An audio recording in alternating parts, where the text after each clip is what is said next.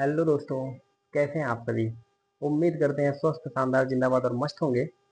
तो कैसी चल रही है आपकी पढ़ाई। उम्मीद करते हैं अच्छी चल रही होगी। तो दोस्तों, आज की कक्षा में हम दशमलव वाली संख्या को भिन्न अर्थात p/q के रूप में लिखना सीखेंगे। अर्थात किसी भी दशमलव वाली संख्याओं को हम लोग भिन्न में बदलना सीखेंगे। देखिए, ये बिल्कुल आसान है।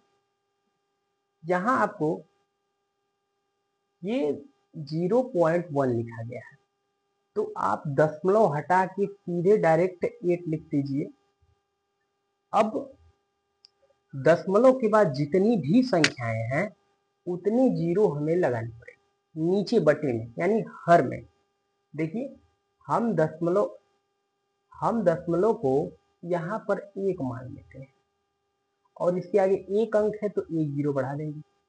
उसी प्रकार इन संख्याओं में ये संख्याएं लिखी गई हैं, तो दशमलव हटा के पहले ये संख्याएं आप लिख दीजिए। अब क्या करेंगे।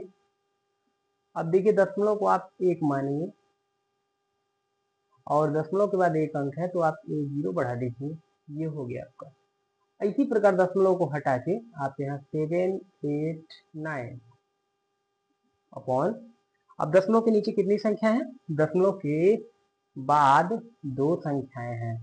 दशमलव के बाद दो संख्याएं हैं तो दो जीरो वाली संख्या लगा दीजिए। इसी प्रकार अगर इसका लिखते हैं तो दशमलव हटा के ये पूरी संख्याएं लिख दीजिए। 8, 8, 7, 6, 5 अपॉन दशमलव को आप 1 लिखते हैं। अब इनके आगे तीन संख्याएं हैं तो तीन जीरो बढ़ा दीजिए। ये आपका भिन्न में कन्वर्ट हो गया। इसी प्रकार आगे भी देखते हैं। मान लीजिए इस संख्या के हमें लिखना है तो दशमलव को हटाकर ये सभी संख्याएं लिख देंगे हम। लिखा है। अब देखिए, यहाँ पे दशमलव के बाद कितने अंक हैं, 1, 2, 3, 4। दशमलव को 1 मानेंगे, इसके आगे 4 अंक है तो 4 जीरो बढ़ा देंगे। तो आपका ये राइट आंसर, सॉरी, एक जीरो और बढ़ा देंगे तो 4 जीरो बढ़ गया। ये तो इस प्रकार आपका हो गया सही।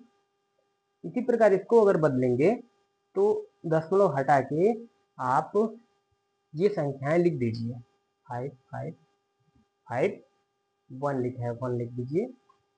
दशमलव के बाद एक अंक है तो दशमलव के एक, और दशमलव के बाद एक अंक है तो इसके लिए एक जीरो बढ़ा दीजिए।